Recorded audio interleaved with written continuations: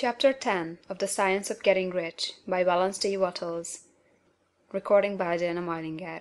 Chapter 10 Further Use of the Will. You cannot retain a true and clear vision of wealth if you are constantly turning your attention to opposing pictures, whether they be external or imaginary. Do not tell of your past troubles of a financial nature, if you have had them; do not think of them at all. Do not tell of the poverty of your parents, or the hardships of your early life. To do any of these things is to mentally class yourself with the poor for the time being, and it will certainly check the movement of things in your direction. Let the dead bury their dead, as Jesus said. Put poverty and all things that pertain to poverty completely behind you. You have accepted a certain theory of the universe as being correct, and are resting all your hopes of happiness on its being correct. And what can you gain by giving heed to conflicting theories? Do not read religious books which tell you that the world is soon coming to an end. And do not read the writing of muckrakers and pessimistic philosophers who tell you that it is going to the devil. The world is not going to the devil, it is going to God. It is wonderful becoming. True, there may be a good many things in existing conditions which are disagreeable, but what is the use of studying them when they are certainly passing away, and when the study of them only tends to check their passing and keep them with us? Why give time and attention to things which are being removed by evolutionary growth, when you can hasten their removal only by promoting the evolutionary growth as far as your part of it goes? No matter how horrible in seeming may be the conditions in certain countries, sections, or places, you waste your time and destroy your own chances by considering them. You should interest yourself in the world's becoming rich. Think of the riches the world is coming into, instead of the poverty it is growing out of. And bear in mind that the only way in which you can assist the world in growing rich is by growing rich yourself through the creative method, not the competitive one. Give your attention wholly to the riches. Ignore poverty. Whenever you think or speak of those who are poor, think and speak of them as those who are becoming rich, as those who are to be congratulated rather than pitied. Then they and others will catch the inspiration and begin to search for the way out. Because I say that you are to give your whole time and mind and thought to riches, it does not follow that you are to be sordid or mean. To become really rich is the noblest aim you can have in life, for it includes everything else. On the competitive plane, the struggle to get rich is a godless scramble for power over other men, but when we come into the creative mind, all this is changed. All that is possible in the way of greatness and soul unfoldment, of service and lofty endeavor, comes by way of getting rich. All is made possible by the use of things. If you lack for physical health, you will find that the attainment of it is conditional on your getting rich. Only those who are emancipated from financial worry and who have the means to live a carefree existence and follow hygienic practices can have and retain health.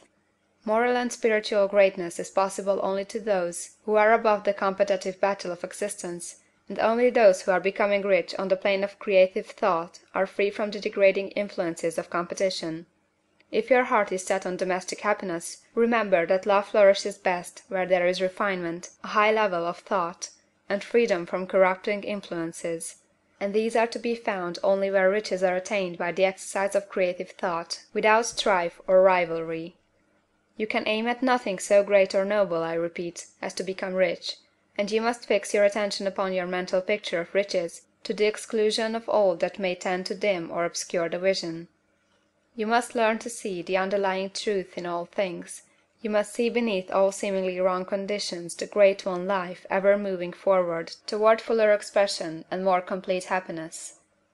It is the truth that there is no such thing as poverty, that there is only wealth.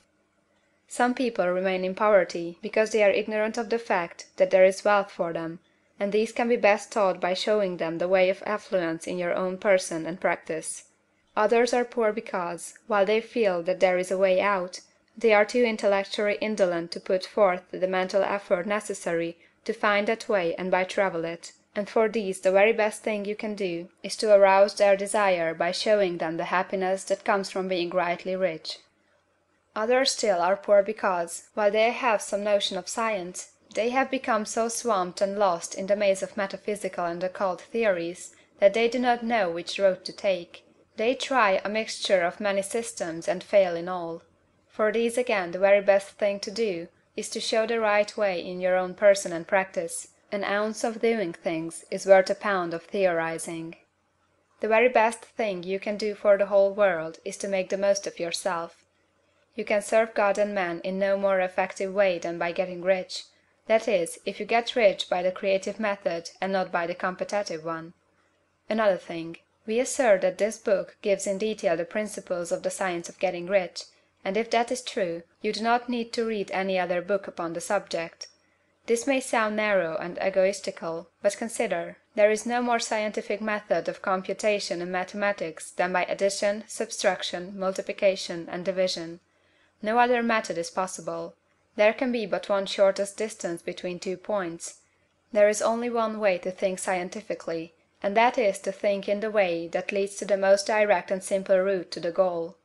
No man has yet formulated a briefer or less complex system than the one set forth herein. It has been stripped of all non-essentials. When you commence on this, lay all others aside. Put them out of your mind altogether. Read this book every day, keep it with you, commit it to memory, and do not think about other systems and theories. If you do, you will begin to have doubts, and to be uncertain and wavering in your thought, and then you will begin to make failures. After you have made good and become rich, you may study other systems as much as you please, but until you are quite sure that you have gained what you want, do not read anything on this line but this book, unless it be the authors mentioned in the preface. And read only the most optimistic comments on the world's news, those in harmony with your picture. Also, postpone your investigations into the occult. Do not dabble in theosophy, spiritualism, or kindred studies. It is very likely that the dead still live, and are near, but if they are, let them alone. Mind your own business. Wherever the spirits of the dead may be, they have their own work to do, and their own problems to solve, and we have no right to interfere with them. We cannot help them, and it is very doubtful whether they can help us, or whether we have any right to trespass upon their time if they can. Let the dead and the hereafter alone, and solve your own problem, get rich. If you begin to mix with the occult, you will start mental cross-currents which will surely bring your hopes to shipwreck.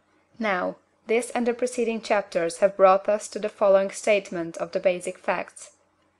There is a thinking stuff from which all things are made, and which, in its original state, permeates, penetrates, and fills the interspaces of the universe. A thought, in this substance, produces the thing that is imaged by the thought. Man can form things in his thought, and, by impressing his thought upon formless substance, can cause the thing he thinks about to be created. In order to do this, man must pass from the competitive to the creative mind. He must form a clear mental picture of the things he wants, and hold this picture in his thoughts with the fixed purpose to get what he wants, and the unwavering faith that he does get what he wants, closing his mind against all that may tend to shake his purpose, dim his vision, or quench his faith. And in addition to all this, we shall now see that he must live and act in a certain way. End of chapter 10.